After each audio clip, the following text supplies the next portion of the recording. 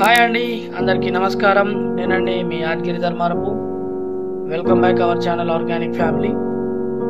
మన ఛానల్ని సబ్స్క్రైబ్ చేసుకొని వాళ్ళు ఎవరైనా మిగిలి ఉంటే దయచేసి సబ్స్క్రైబ్ చేసుకోగలరని కోరుకుంటున్నాను. మమ్మల్ని కూడా ఇలాగే సపోర్ట్ చేస్తూ ఉండండి. మంచి మంచి వీడియోస్తో మీ ముందుకు వస్తూ ఉంటాను. ఆరోగ్యానికి సంబంధించినటువంటి మంచి మంచి వీడియోస్ మీకు అందిస్తూ ఉంటాను. ముఖ్యమైన విషయం ఏంటంటే ఈరోజు మనం 1960s అప్పటి నుండి అందరికీ ఇష్టమైనటువంటి వంటకం కారం అండి. తెలంగాణలో దీన్ని మార్చిన కారం అని పిలుస్తారు. దీనికి కొంచెం తుది మెరుగులు దుద్ది మేము కొత్తగా తయారు చేసినటువంటి కారం అండి, కారం పొడి. దీంట్లో ముఖ్యంగా వాడబడుచున్నటువంటి ఆర్గానిక్ మెటీరియల్ మొత్తం అంతా నోట్ చేసుకోండి. మంచి ఎండుమిర్చి, ఆవు నెయ్యి, స్వచ్ఛమైన దేశీ ఆవు నెయ్యి, శనగపప్పు, నానబెట్టి కడిగి ఎండబెట్టినటువంటి పప్పులు, శనగపప్పులు, మినపగుండు, జీలకర్ర, ధనియాలు, అవిసె గింజలు, మిరియాలు, వెల్లుల్లి, ఎండుమిర్చి యొక్క సీడ్స్, ఎండుమిర్చి యొక్క ఎక్స్ట్రా స్పైసెస్ కోసం. ఇది కాకుండా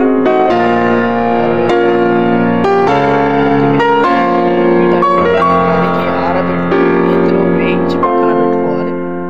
తయారు చేసే విధానం అన్నీ కూడా మీకు కూలంకషంగా క్లియర్గా పూసగుచ్చినట్టు మీకు చూపిస్తాను చూడండి. ఇందులో మీకు సరిపడా ఉప్పు, అది పింక్ సాల్ట్ కానీ రాక్ సాల్ట్ కానీ లేదా ఏదైనా కల్లుప్పు కానీ వాడుకోవచ్చు. దయచేసి అయోడిన్ ఉప్పు మాత్రం వాడకండి. ఇది దాదాపు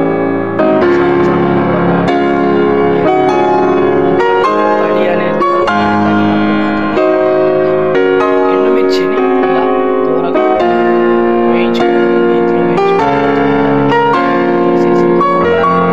ఇలా స్టీల్ కడాయిలో వేయించుకోవాలి. మట్టి పాత్ర నుండి ఇంకా బెటర్. మనం ఉన్న జీవన శైలిలో స్టీల్ వరకు ఓకే. ఇదండి మునగాకు, కరివేపాకు, పుదీనా, కొత్తిమీర ఇవన్నీ కూడా కడిగి ఆరబెట్టి నేతిలో వేయించినటువంటి ఆకులు. చూడండి ఎంత క్రిస్పీగా చాలా బాగుంటాయండి. తర్వాత ఒక స్టవ్ పైన కడాయి పెట్టి, స్టీల్ కడాయి పెట్టి అందులో శనగపప్పు అన్నీ ఈక్వల్ రేషియోలో తీసుకోండి, చాలా టేస్టీగా ఉంటుంది. శనగపప్పు, తర్వాత మినపగుండు ఇవన్నీ కూడా కడిగి నానబెట్టి కడిగి ఆరబెట్టినాయి అన్నమాట. కలుపుతూ ఉండాలి మాడిపోకుండా.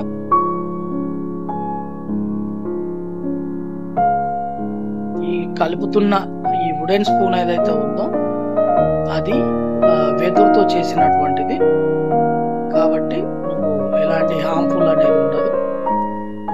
ఎందుకంటే స్టీల్లో మళ్ళీ స్టీల్ స్పూన్స్ అనేటివి వాడొద్దు. మనకు తెలియకుండానే చిన్న చిన్న పార్టికల్స్ రిలీజ్ అయ్యే అవకాశం ఉంటుంది. దాంట్లో మునగాకు పడింది, అందుకే అది తీయడం జరిగింది. అది మాడిపోతే కొంచెం మాడవాసన వస్తుంది అనమాట. అందుకే అలాంటి ఆకులు ఏవైనా ఉంటే తీసేసుకోవాలి. ఇలా ఇలా కలుపుతూనే ఉండాలి. కలుపుతూ ఉంటే ఏమైందంటే ఈక్వల్గా చూడండి. వుడెన్ స్పూన్, ఇది వెదురుతో చేసినటువంటి స్పూన్. నేను మన అరకు వ్యాలీ వెళ్ళినప్పుడు తెచ్చినండి సెట్ మొత్తం ఇంట్లోకి. దీని తర్వాత సేమ్ రేషియోలో జీలకర్ర వేసుకోవాలి. ఇది కూడా కడిగి ఆరబెట్టిందే. ఇవన్నీ కూడా ఆర్గానిక్ గా వాడుతున్నటువంటివి.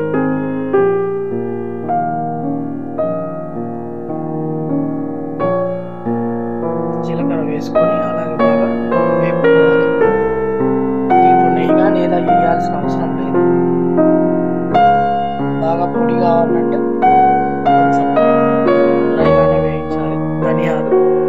ధనియాలు కొంచెం తక్కువ వేసుకోండి. అన్ని ఈక్వల్ రేషియోలో వేసుకొని ధనియాలు మాత్రం కొంచెం తక్కువ వేసుకోండి. ఎందుకంటే ధనియాలు లైట్ వెయిట్ ఉంటాయి.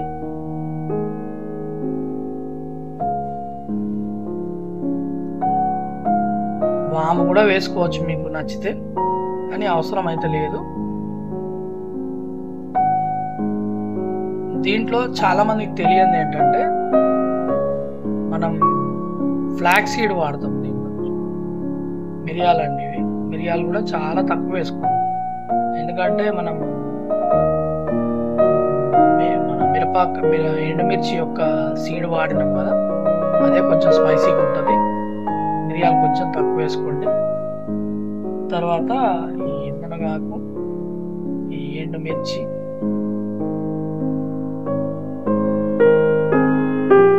ఈ పప్పులన్నీ డీప్ ఫ్రై అయిన తర్వాత పప్పులన్నీ,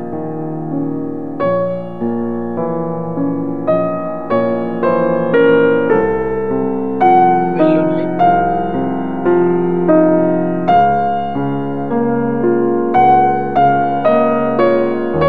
ఇన్ని రకాలు ఇవన్నీ కలుపుకొని గ్రైండ్ చేసుకున్న తర్వాత చూడండి ఎంత రుచికరమైన కారం అంటే మీరు అసలు జీవితంలో తినుండరు. దీనికి కొంచెం నెయ్యి యాడ్ చేసి వేడి వేడి అన్నంలో కలుపుకొని తింటే ఉంటుందండి. అసలు ఆ రుచి చెప్పలేండి. దయచేసి మన ఛానల్ని ఎవరైనా సబ్స్క్రైబ్ చేసుకునే వాళ్ళంటే దయచేసి సబ్స్క్రైబ్